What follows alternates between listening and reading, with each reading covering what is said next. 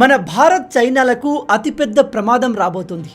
దాదాపు 300 అడుగుల ఆస్ట్రాయిడ్ వేగంగా మన వైపే దూసుకువస్తుంది. ఇది లక్షల మంది ప్రాణాలను తీయగలదు. కానీ దీన్ని ఆపడం సాధ్యమవుతుందా? మీకు తెలుసా, 90% అబ్బాయిలు పొడుగు అమ్మాయిల కంటే పొట్టి అమ్మాయిల్ని ఇష్టపడతారు.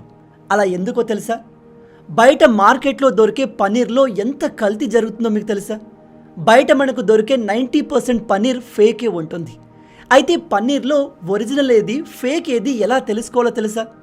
సాధారణంగా వెజిటేరియన్స్ ఎగ్ని తినరు, ఎగ్ని నాన్ వెజ్ అనుకుంటారు. కానీ ఈ ఎగ్ అనేది మిల్క్ కంటే కూడా ప్యూర్ వెజ్ కేటగిరీలోకి వస్తుంది. అది ఎలాగో తెలుసా? కేవలం ఇంతే కాదు, ఇలాంటి టాప్ 10 ఇంట్రెస్టింగ్ ఫ్యాక్ట్స్ని మనం ఈరోజు ఈ వీడియోలో డీటెయిల్గా తెలుసుకోబోతున్నాం. వీడియో చాలా ఇంట్రెస్టింగ్గా ఉండబోతుంది, కాబట్టి ఏమాత్రం స్కిప్ చేయకుండా పూర్తిగా చూసి అన్ని విషయాలు తెలుసుకోండి.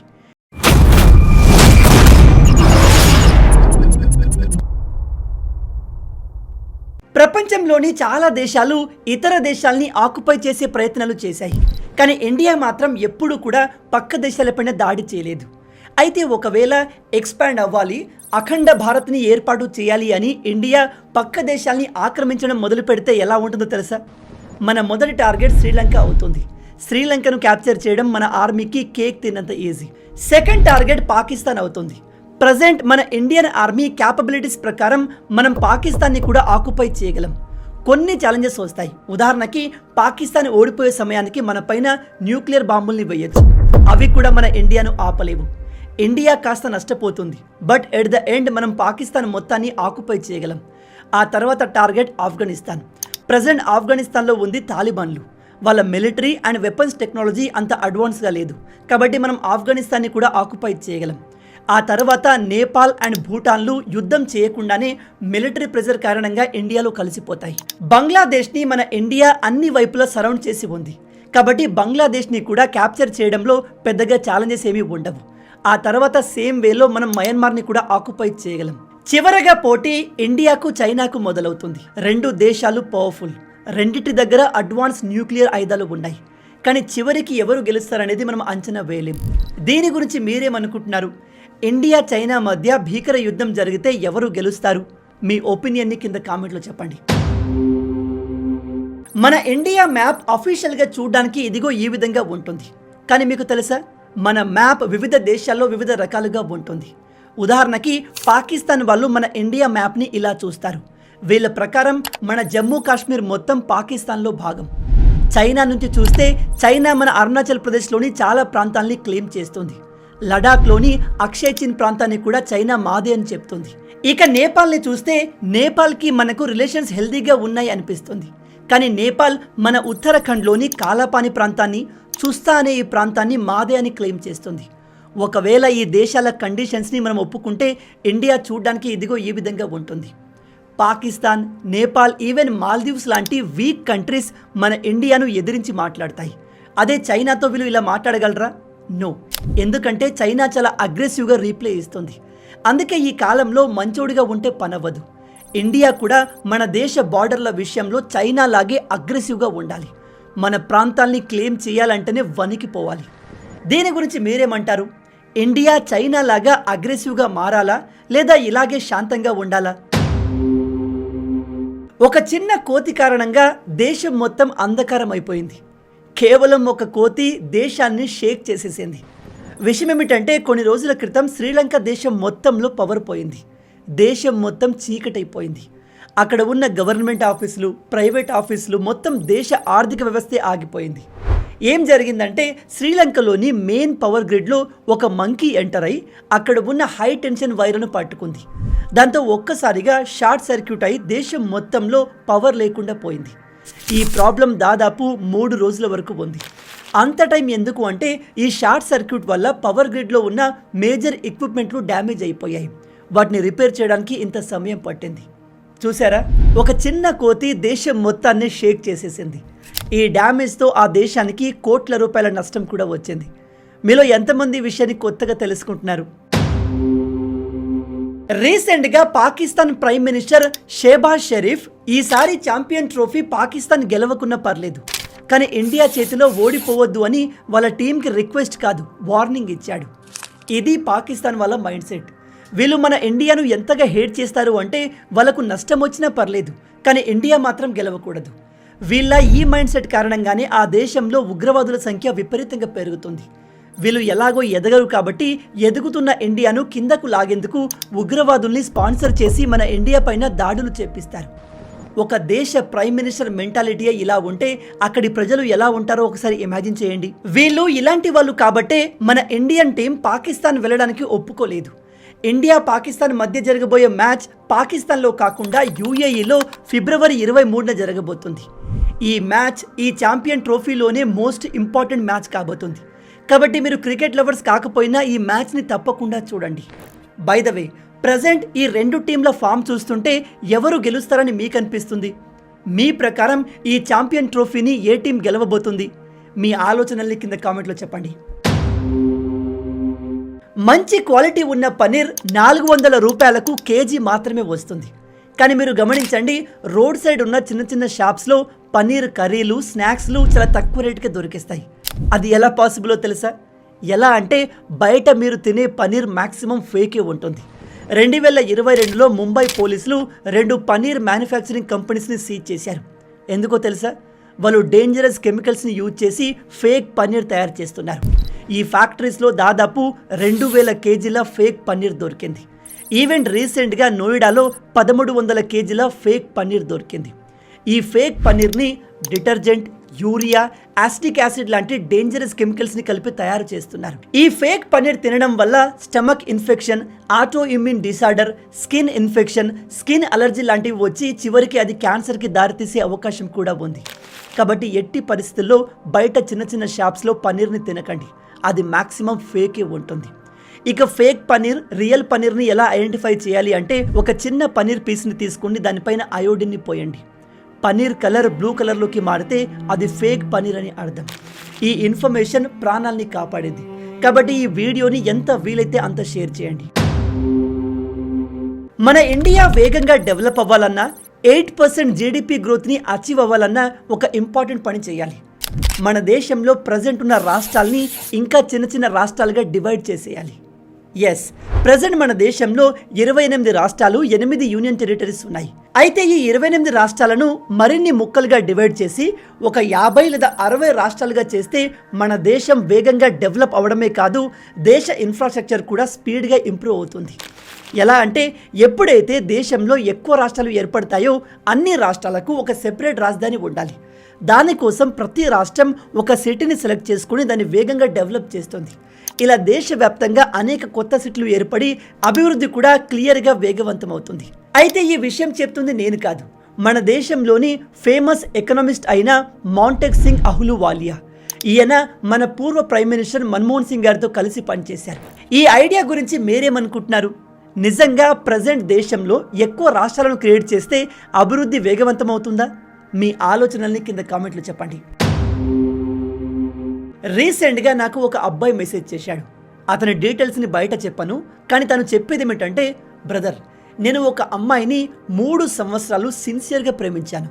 కానీ ఇప్పుడు ఆమె సడన్గా నన్ను వదిలేసి నాకన్నా మంచి సంబంధాన్ని వాళ్ళ పేరెంట్స్ తెచ్చారని వేరే వాన్ని పెళ్లి చేసుకుంటుంది. నేను ఆమె లేకుండా ఉండలేకపోతున్నాను. కెరియర్ పైన ఫోకస్ చేయలేకపోతున్నాను. నన్ను ఏం చేయమంటారు అని అడుగుతున్నాడు. ఇలాంటి పరిస్థితి మీలో ఎవరికైనా రావచ్చు. అందుకే మీ అందరికీ చెప్తున్నాను, ఒక విషయాన్ని బాగా గుర్తుపెట్టుకోండి. ఒక బాగా చదువుకున్న ఐఏఎస్ ఆఫీసర్ ఈజీగా ఒక విలేజ్ అమ్మాయిని పెళ్లి చేసుకోగలడు. అలా జరిగిన సందర్భాలు కూడా చాలా ఉన్నాయి. కానీ ఒక బాగా చదువుకున్న లేడీ ఐఏఎస్ ఆఫీసర్ ఎట్టి పరిస్థితుల్లో విలేజ్ అబ్బాయిని పెళ్లి చేసుకోదు. మీరు చాలా సినిమాల్లో చూసి ఉంటారు, అమ్మాయి బాగా రిచ్గా ఉండి ఒక పూర్ అబ్బాయిని పెళ్లి చేసుకోవడం.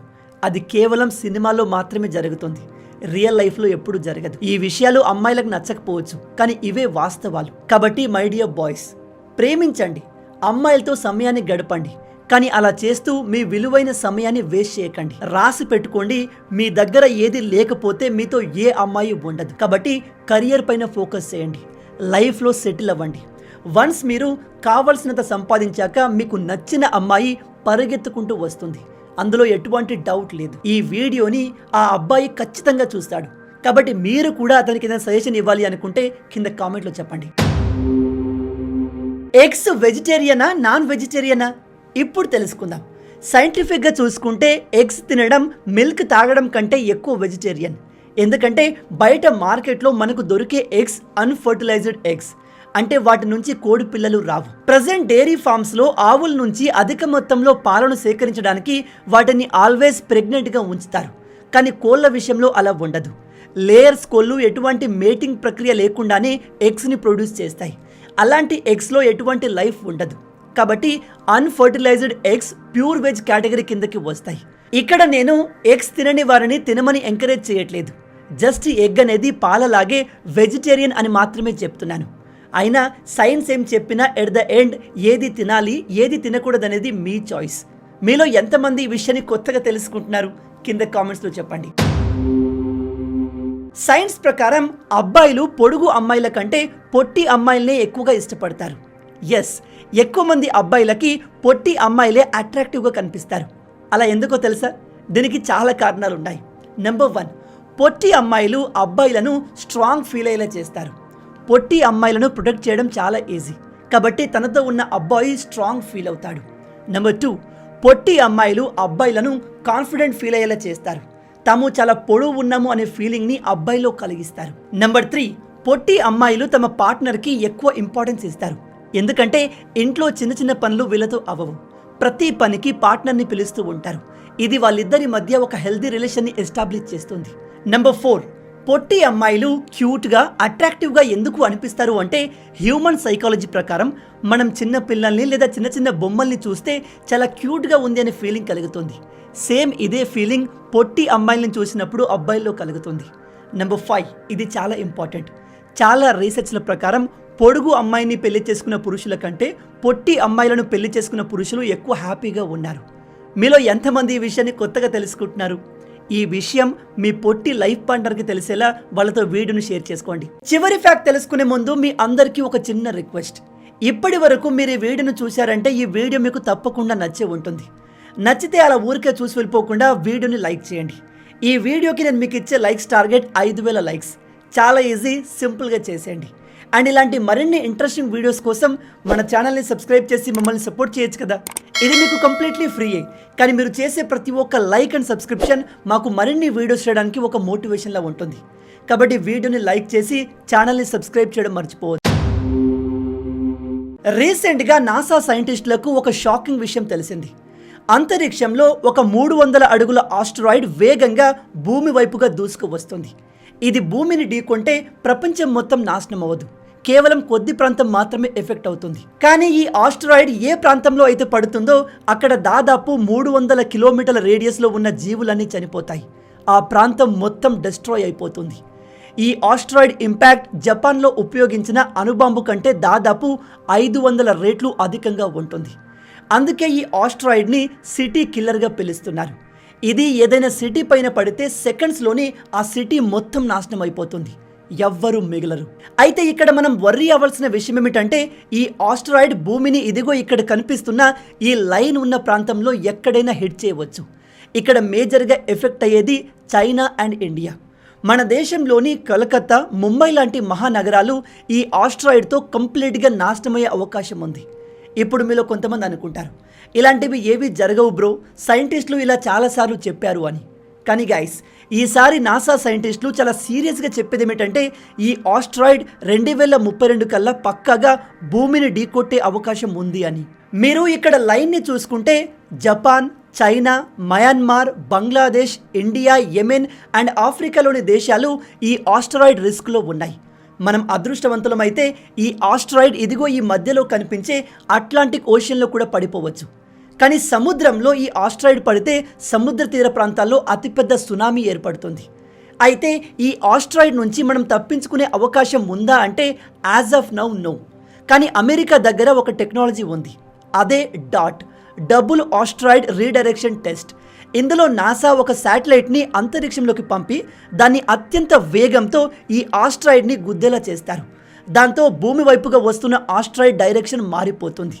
కానీ ఈ ఆస్ట్రాయిడ్తో ప్రజెంట్ అమెరికాకు ఎటువంటి నష్టం లేదు. కాబట్టి వాళ్ళు 1000 కోట్లు పెట్టి ఇలా చేస్తారా లేదా అనేది మనకు తెలియదు. అందుకే ఇప్పుడు చైనా రంగంలోకి దిగింది. గత కొన్ని సంవత్సరాలుగా చైనా టెక్నాలజీ పరంగా వేగంగా అభివృద్ధి చెందుతుంది. కొన్ని విషయాల్లో చైనా అమెరికాను దాటేసింది. రీసెంట్గా చైనా ప్లానెటరీ డిఫెన్స్ ఫోర్స్ని క్రియేట్ చేస్తున్నట్టుగా ప్రకటించింది. అంటే చైనా కూడా అమెరికా లాగే ఆస్ట్రాయిడ్స్ నుంచి భూమిని కాపాడే ప్రయోగాలు చేయబోతోంది. ఇక మన ఇండియా ఈ ఆస్ట్రాయిడ్ నుంచి మనల్ని కాపాడడానికి ఏదైనా చేయగలదా అంటే యాజ్ ఆఫ్ నౌ నో. మన ఇస్రో దగ్గర అంత టెక్నాలజీ లేదు. అంటే మన ఇస్రో వాళ్ళు మిగతా సైంటిస్టుల కంటే తక్కువని కాదు. మనం తలుచుకుంటే ఇలాంటి టెక్నాలజీ చాలా త్వరగా బిల్డ్ చేయగలం. కానీ బాధాకరమైన విషయం ఏమిటంటే మన దేశంలో సైన్స్ అండ్ టెక్నాలజీ డిఫెన్స్కి ఎక్కువగా బడ్జెట్ని కేటాయించారు. మన ఇస్రో బడ్జెట్ కంటే నాసా బడ్జెట్ 100 రెట్లు పెద్దది. సేమ్ చైనా బడ్జెట్ కూడా మనకంటే చాలా రెట్లు పెద్దది. మనం మిలియన్స్లో ఖర్చు పెడుతుంటే నాసా వాళ్ళు చైనా వాళ్ళు బిలియన్స్లో ఖర్చు చేస్తున్నారు. మన దేశంలో డబ్బును ఎక్కువగా ప్రజలకు ఫ్రీబీస్ ఇవ్వడానికి, ఫ్రీగా పంచడానికి ఉపయోగిస్తున్నారు. దేశ అభివృద్ధికి మనం ఎక్కువగా డబ్బును ఖర్చు చేయట్లేదు. అందుకే మనం ఇలా వెనకబడి ఉన్నాం. చైనా, అమెరికాలు టెక్నాలజీ పరంగా మనకంటే ఎంతో ముందున్నాయి.